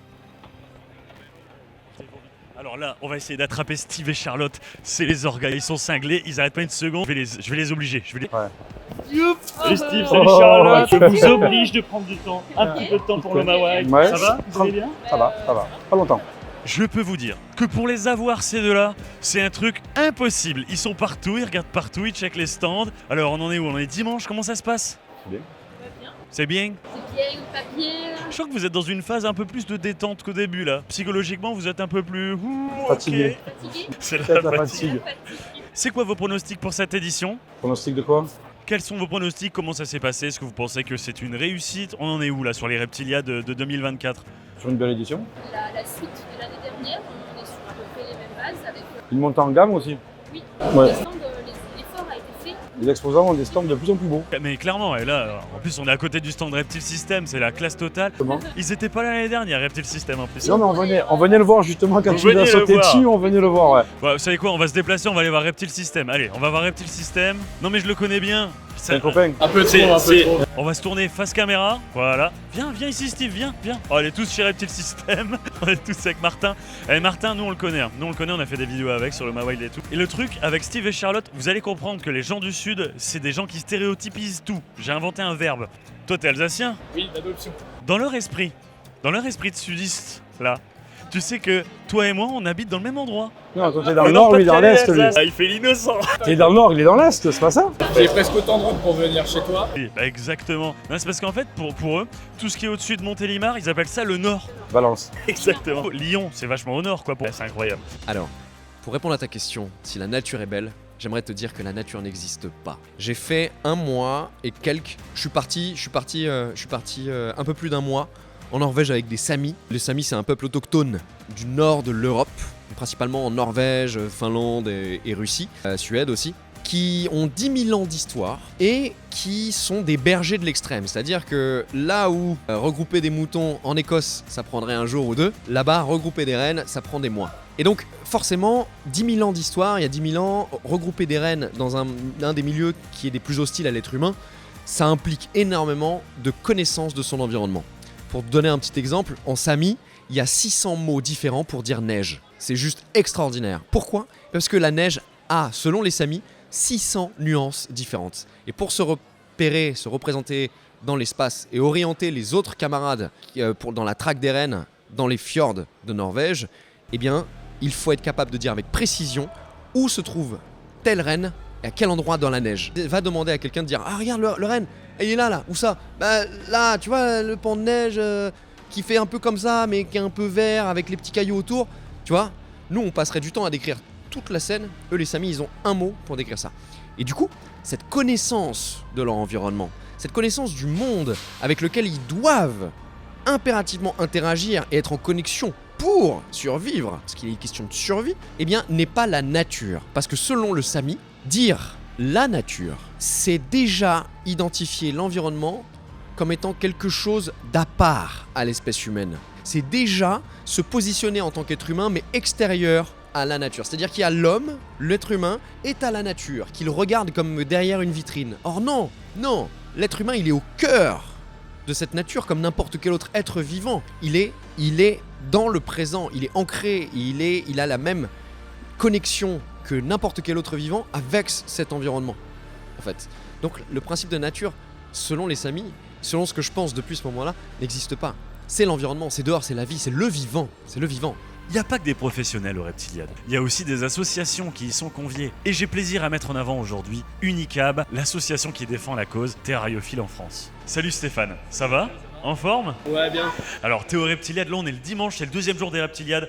Hyper important de venir vous parler d'Unicab. Alors raconte-nous, qu'est-ce que tu fais là? Et ce que je fais là, c'est que pour présenter Unicab, c'est Fédération nationale qui est là pour aider les éleveurs d'espèces non domestiques, toute action confondue. On est là pour défendre les reptiles, les poissons, les oiseaux, tous les gens qui veulent avoir des animaux chez eux. Et alors, en quoi Unicab est vraiment vital pour notre passion? Unicab est vraiment vital parce que c'est constitué des grandes fédérations d'éleveurs, donc on a tous les animaux présents chez nous, on a des spécialistes de toutes les espèces, et surtout on est très présent au ministère et on est hyper réactif. Ok. Dans différentes commissions, il y a des grands mondes de la terrario qui font partie d'Unicab et c'est pour ça qu'on est là, on a été invité par les Reptiliades et c'est super. Ouais, ça marche. Et ça se passe bien les Reptiliades d'ailleurs? Ah, ça se passe tellement bien que je suis fatigué tellement je vois de monde, c'est super. L'événement est phénoménal. Sur quel sujet est-ce que Unicab défend les droits des terrariophiles? Unicab défend les droits des terrariophiles sur la liste positive par exemple, pour que la liste d'animaux autorisés reste la plus large possible, pour combler la passion de tout le monde, protéger un max d'espèces. Il y a des animaux qui ont disparu en milieu naturel, qu'on trouve à la pelle en élevage chez les gens.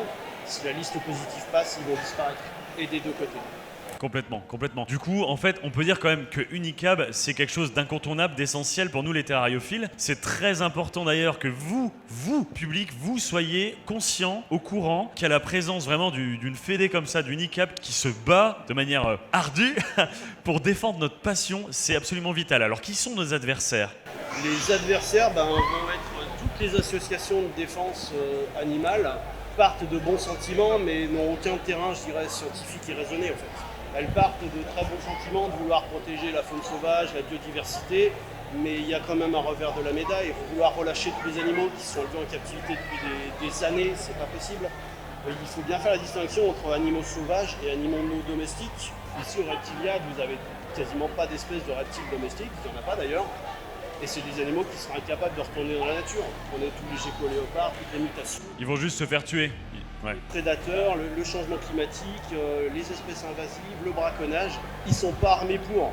Ils sont pas domestiques parce que c'est pas un chien, un chat, mais ils sont pas sauvages non plus. Du coup, on peut dire que ces gens, ces adversaires, sont un peu dans l'idéologie, plus que dans le concret, dans le réel. C'est une idéologie, il y a différents courants d'idéologie, dont l'idéologie antispéciste aussi. Je parlais de terrain raisonné scientifique, nous on se qualifie de naturaliste, parce qu'on n'associe pas l'animal à un être humain, on n'a pas les mêmes besoins. Ouais, tout à fait. On n'a pas les mêmes besoins, on ne peut pas projeter son être sur un animal et dire moi j'aime ça, ça lui ira. Une tortue de terre, on ne peut pas la garder en appartement, c'est une tortue de terre, c'est pas une tortue de caresse.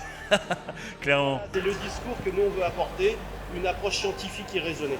Qu'attendez-vous des gens qui nous regardent ? De nous rejoindre. La force, c'est le nombre. L'adhésion Unicab, c'est une adhésion de 10 € par personne pour une année. On est tous bénévoles. Moi, j'habite à côté de la frontière suisse. Je suis aujourd'hui à Nîmes. C'est pas Unicab qui paye mon trajet. Tout part en frais d'avocat. On peut remonter très loin. Conseil d'État, Cour européenne, ce genre de choses. Tout part dans nos frais d'avocat. Il faut nous aider à vous aider, quoi.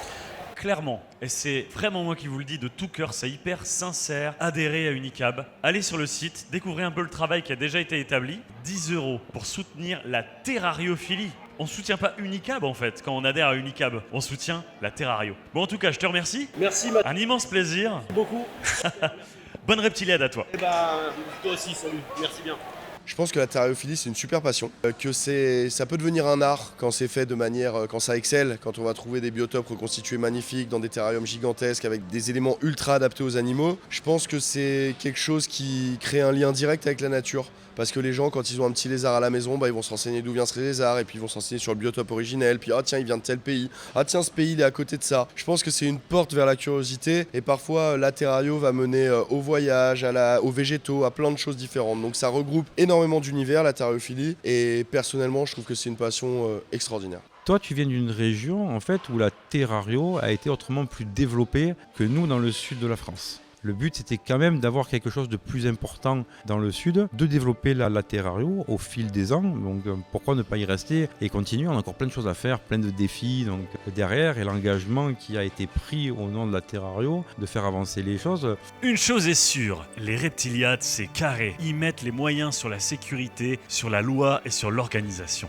Hello Cédric. Bonjour. La forme ? Oui, malgré la fatigue qui se cumule. La fatigue qui se cumule, c'est la 5 d'ici, il parle comme ça. Je suis très content de vous présenter Cédric qui fait partie du staff. Toi tu as un rôle qui est vraiment crucial, est-ce que tu peux en parler ? Alors, mon rôle est simple, c'est de surveiller que la législation et que le bien-être animal soient respectés au sein de l'exposition, au sein du salon. Parce que beaucoup de lois régissent la vente de ces animaux et on ne peut pas se permettre de monter des stands et de laisser faire tout et n'importe quoi au niveau donc, du salon. Voilà. Donc je passe d'un stand à l'autre, je vérifie que tout le monde est en règle, que les animaux sont en bonne santé avec le vétérinaire, on fait des contrôles, j'anticipe les différentes questions et besoins que peuvent avoir les services vétérinaires lorsqu'ils se déplacent. Du coup c'est un sujet super sérieux parce qu'en fait s'il y a des problématiques de respect des lois, des normes, en fait ça peut se retourner contre l'événement et du coup toi tu as un rôle vraiment incroyable là-dedans, c'est vraiment garde-fou. Oui, c'est vraiment important parce qu'on peut se retrouver avec ne serait-ce qu'une personne qui va vendre sa nourriture parce qu'il a déloté, trouver que le gros dosage c'était bien, c'était pas cher, mais il veut la vendre à petite dose au même prix au kilo, mais qui va la mettre dans un petit sac en plastique et qui va pas mettre d'informations telles que la date de péremption, le numéro de l'eau, la composition,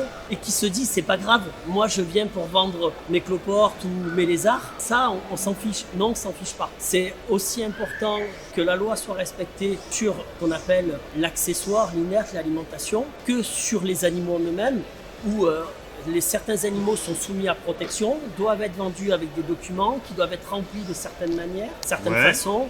L'affichage sur les stands doit donner des informations sur le statut juridique, le niveau de protection de l'animal, le fait qu'il soit identifié ou pas. Toutes ces informations-là sont importantes pour le public et pour les services vétérinaires. Donc c'est vraiment mon rôle de surveiller ça sur les 2 jours, voire même d'y travailler en amont. T'as déjà eu affaire à des cas compliqués? T'as déjà eu des anecdotes particulières à raconter parce que ça fait longtemps que tu fais ça? Oui, des anecdotes, ça va être un jour... On va avoir une vente de serpents, une présentation de serpents sur un stand avec donc un serpent qui n'est pas identifié parce que les éleveurs avaient estimé que c'était pas la peine de les identifier. Et en fin de compte, non, il fallait les identifier. J'ai demandé à ce que ce soit fait, ça n'a pas été respecté. J'ai demandé à ce qu'on les retire, qu'on les retire de la vente. Ça n'a pas été effectué, ça s'est resté sur le stand. Les services vétérinaires se sont déplacés, ont demandé à ce que les animaux soient retirés de la vente. Ils ont été gentils, ils auraient pu faire ce qu'on appelle une saisie conservatrice et récupérer l'animal, partir avec l'animal. Faut se rendre compte que ça peut vraiment aller loin, ces oui, trucs-là. C'est amende, saisie de l'animal. Là, ils ont été adorables. Ils ont respecté le fait que tous les autres exposants étaient vraiment carrés pour dire bon, on va pas entacher l'édition qui est bien respectée à cause d'une personne. Donc on laisse la chance à cette personne et cette personne, elle s'est moquée de nous, elle n'a pas respecté. Dès qu'on s'est tourné, elle a ressorti l'animal, elle l'a remis sur le stand et donc en conséquence, elle a été expulsée du salon. En plein salon, elle a démonté son stand et elle a été remerciée. C'est dehors. Voilà, oui. C'est dehors, on ne joue pas avec ça, il y a des règles à respecter. Un immense merci à toi, ça fait vraiment plaisir. Vous allez me manquer, c'est bientôt la fin des reptiliades. Le fait d'être pompier m'apporte pour les reptiliades, surtout pour la gestion du risque. On est un établissement qui reçoit du public, donc on est soumis à beaucoup de normes incendie. Ça me permet, de par ma formation, d'avoir un minimum de base, de savoir ce qu'est une unité de passage, quels sont les volumes acceptables, qu'est-ce qu'une commission bâtimentaire, qu'est-ce qu'un chargé de sécurité, un SIAP, tout ce qu'on doit en fait mettre en place pour ça. C'est au niveau organisationnel et ensuite au-delà de ça, dans les pompiers, j'ai été chef d'équipe et formateur pour le groupe animalier des pompiers du Gard pendant des années. Je ne le suis plus maintenant. Au-delà de la partie sécurité, etc., tu vois, les allées, les UP, elles font toutes la même taille, les allées chaque année et c'est hyper important de respecter ça, sinon de toute façon on ne peut pas ouvrir, on est contrôlé. Et ce qui est à mes yeux le plus important, c'est notre staff. C'est-à-dire c'est les gens qui nous suivent. Tu as pu le voir, une partie en fait, tu verras d'autres personnes venir. On va brasser entre 40 et 50 personnes. Donc c'est de la famille, c'est des amis, c'est des copains qui nous suivent. Et humainement parlant, de se sentir soutenu et d'avancer dans cette aventure-là ensemble, oui, c'est clairement une aventure humaine. Salut Yvon, la forme, tu vas bien? Ça va. Là on est à côté de... tout là. Yvon, fondateur, créateur des Reptiliades, il y a 150 millions d'années, c'est ça? Un peu moins? Un peu moins. Ça a débuté en 98. Est-ce que tu trouves pas que mon accent sudiste s'améliore un petit peu? Impeccable. Alors en 98, j'avais 2 ans. Qu'est-ce qui t'est passé par la tête? Eh bien, à 3 en buvant un café, on est passé par la tête de faire un salon du reptile. C'était vraiment un café? C'est vraiment un café. C'était en septembre et le salon a été monté pour le mois d'octobre. Et à l'époque, c'était 300 mètres carrés dans un petit village de 2000 habitants et il y avait 4 exposants. Des magasins qui n'existent plus. La 3e année, on a Reptilis et la ferme tropicale qui sont descendus. En 2005, j'ai eu un petit souci avec mon maire. Ça m'a coûté de l'argent et j'ai voulu aller m'installer à Martinique.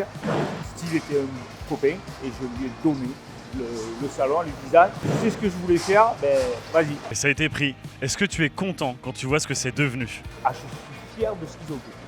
Et maintenant, je suis bénévole derrière le bar. C'est ça, tu es revenu dans les Reptiliades, mais en tant que bénévole. Derrière le bar, ça me surprend pas. Je sais pas pourquoi. Je sais pas pourquoi. Ok, comment t'as trouvé l'édition de cette année? Celle de l'année dernière était bien. Celle-là, un cran au-dessus. Mais je pense que l'année prochaine, il va encore nous sortir des trucs.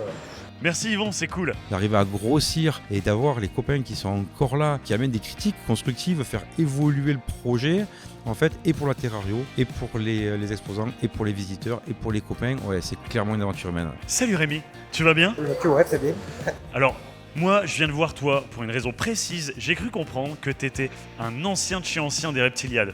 Oui, on peut dire ancien en fait. Quand les Reptiliades ont été délocalisés sur Saint-Dionésie, donc je ne sais plus l'année exacte, j'ai intégré l'équipe avec Steve et puis voilà, depuis des années ça déroule. Alors qu'est-ce que toi tu y fais aux Reptiliades?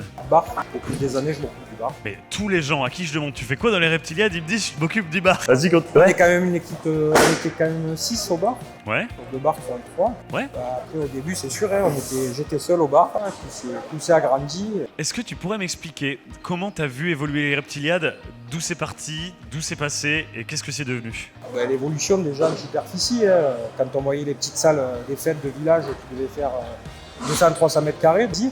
Ensuite, on est passé sur Saint-Hilaire, hein, où là, on a eu une salle de 400 ou 500 mètres carrés. Toujours pareil, des salles de plus en plus grandes. Le parc des expositions, qui au départ était loué à moitié, ensuite aux 3 quarts, et puis dans sa partie entière. L'évolution déjà par la taille, par le nombre de personnes, tout a été exponentiel. En fait. Ok, et au niveau de l'ambiance? L'ambiance est super géniale, hein, comme tu as pu le voir. Comme j'ai pu le boire aussi. Voilà, surtout le samedi 16 il y a une super ambiance. Et qu'est-ce que tu penses des gars du Nord? Les gars du Nord, très très bien, très chaleureux. Le premier, comme je te disais, le premier truc, on a un a priori et puis après on apprend à vous connaître et ça se passe super bien. On est atypique, hein? Oui, très atypique. Mais bon, on est tous les mêmes, on aime faire la fête, discuter. Et puis, voilà. Toi, t'es terrariophile? Tu étais, qu'est-ce que t'avais? De la couleuvre, du lézard. Je suis très content de t'avoir rencontré. Moi, c'est hyper sincère. Merci. Dans l'histoire des Reptiliades, oui, des amis, ouais. En premier lieu des exposants, bien entendu, hein, qui nous suivent depuis des années. À force, c'est devenu des amis. Des amis, ouais. En premier lieu des exposants, bien entendu, hein, qui nous suivent depuis des années. À force, c'est devenu des amis.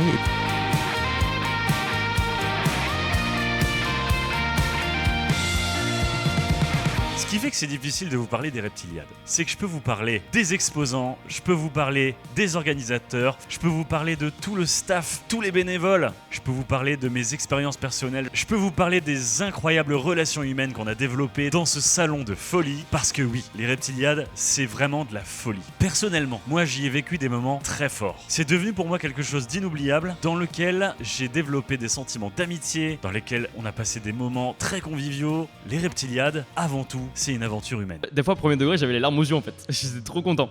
Donc ouais, vraiment, humainement, c'était incroyable. Super expérience. Alors les Reptiliades, oui, clairement une expérience humaine. C'est vraiment un des leitmotifs, en fait, je dirais, plus importants. C'est fini. Tout a une fin et le dimanche soir sonne la fin des Reptiliades. C'est la fin. On remballe, on fait des papiers, on dit au revoir et on se dit à bientôt. On est à la fin de l'expo, ça y est. Terminé, l'ouverture au public, on est en train de tout ranger. C'était un super week-end. Franchement, on a fait de super rencontres, des beaux moments d'échange, de partage. On a vu beaucoup de sourires aux lèvres, beaucoup de rigolades.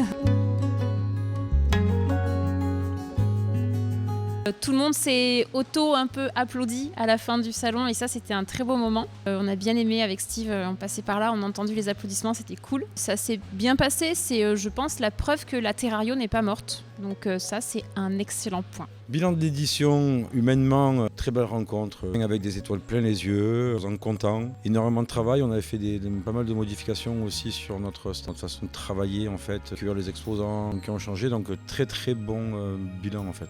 Oui, c'est une belle édition, 26 ans, et moi c'est ma 11e année. Voilà, donc chaque année c'est un truc, c'est encore plus et c'est beaucoup de boulot en amont. Donc quand on réussit et quand les gens à la fin de l'événement viennent te dire merci, moi je suis contente. S'il y a bien quelque chose que vous avez en commun en tout cas, c'est d'être complètement esquinté. Oui, les soirs, les nuits, parce qu'en fait ça dure longtemps et on dort 2 heures.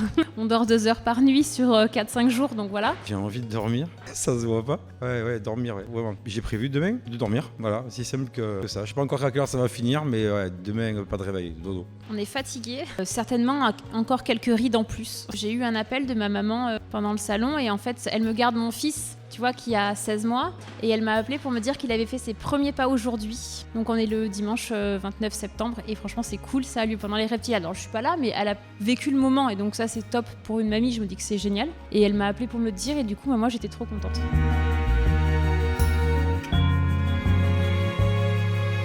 Si je devais dire merci, je dis merci à tout le monde. Parce que si je dois détailler, je vais oublier. Mais dans l'ordre, il faudrait dire merci aux bénévoles. On commencerait par là, tu vois, dans l'ordre. Parce que c'est eux qui se lèvent en fait avant que les exposants arrivent pour que tout soit nickel, installé, les linéaires de table, les chaises, etc. Enfin vraiment tout ça. Ensuite aux partenaires et aux sponsors qui essayent de créer des nouveautés, proposer des animations ou des stands un peu sympas. Les exposants, qui bien entendu sans eux il n'y aurait pas de salon.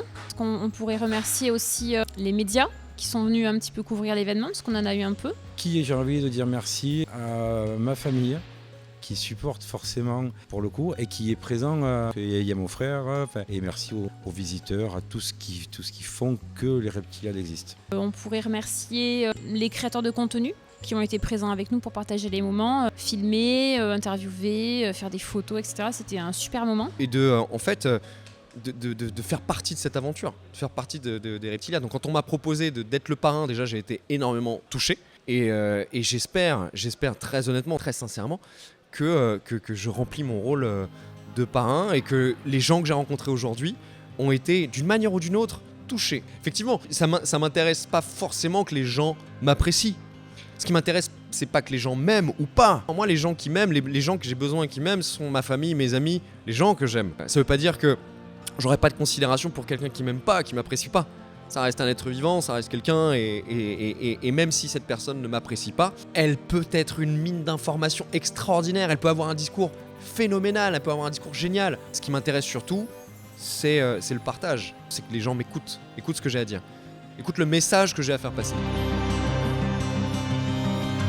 Et un grand merci à, peut-être que tu les connais, c'est la chaîne Loma Wild, parce qu'ils étaient là avec nous tout le week-end et en vrai on a kiffé le moment, c'était super cool. Je pense que c'était réciproque mais c'était cool. Vous déjà, on a réussi à plus se voir, à discuter et à partager plus de moments. On se connaît depuis déjà un an. En fait, on a discuté, on s'est eu revu. Ça a été l'occasion de passer 4 jours avec vous. Donc vous faites partie forcément des rencontres humaines notables de l'édition. On a passé un bon moment, on a bien partagé. C'est super, tout ça c'est un mélange de culture, de tradition. On échange beaucoup, tu vois, avec nos différences. Et en fait, c'est tout ça qui fait qu'on crée des liens entre nous. C'est ces moments-là, en fait. On est tous complémentaires.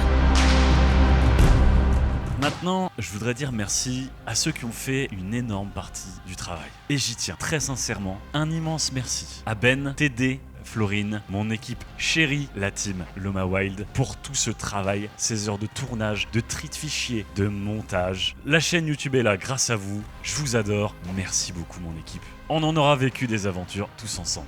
Et Jeanne et Serge, coup de foudre, match de volleyball. Je n'oublie pas bien sûr un mot à nos chers créateurs de contenu qui nous ont suivis et qui ont joué le jeu pour tout ce reportage. Merci les gars. Merci beaucoup, force à toi aussi et merci pour cette interview et bravo pour ta chaîne aussi. Avec grand plaisir, je t'en prie. Merci de m'avoir accordé du temps. Force à toi, merci beaucoup. Abonnez-vous à Loma Wild, c'est super important. Toutes les personnes qui n'ont pas pu venir, je pense qu'elles ont pu un petit peu nous suivre au travers des stories qu'un grand nombre de personnes ont pu partager aujourd'hui sur les réseaux. Il y aura probablement aussi pas mal de reportages vidéo qui vont sortir sur YouTube prochainement. Donc ça va leur permettre finalement de vivre les moments avec nous, mais avec un petit temps de décalage. J'espère qu'ils trouveront le moyen, le temps de pouvoir venir et nous rencontrer. Ce que je voudrais dire en fait à l'ensemble des terrarios, pour le coup, déjà qu'on peut les accueillir avec plaisir, puisque les terrarios c'est pas juste une zone de chalandise, c'est pas juste le sud de la France, c'est actuellement un point de rendez-vous en fait. On se retrouve entre professionnels, amateurs, les métiers de l'animalerie, le week-end, toutes ces rencontres humaines, une fois par an, les copines, et en fait, et c'est vraiment ce point-là qui est important. Donc bien entendu, j'invite à tous les passionnés de la terrario de venir avec nous ce week-end-là pour se rencontrer et passer un week-end entre passionnés en fait.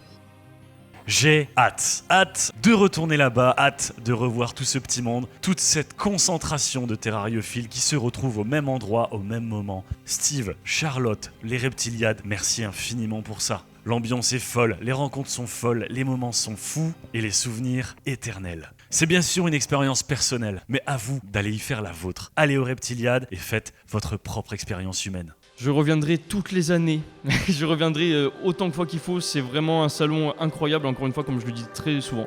Il va être temps d'achever ce reportage, d'achever cette vidéo. On a énormément travaillé pour la faire, mon équipe a travaillé d'arrache-pied. Je sais que c'est long, mais j'espère que ça vous a plu. Chez Loma Wild, on s'efforce de faire un travail qualitatif et surtout complet, exhaustif. Quoi qu'il en soit, je vous dis à la semaine prochaine, mais surtout, force à vous.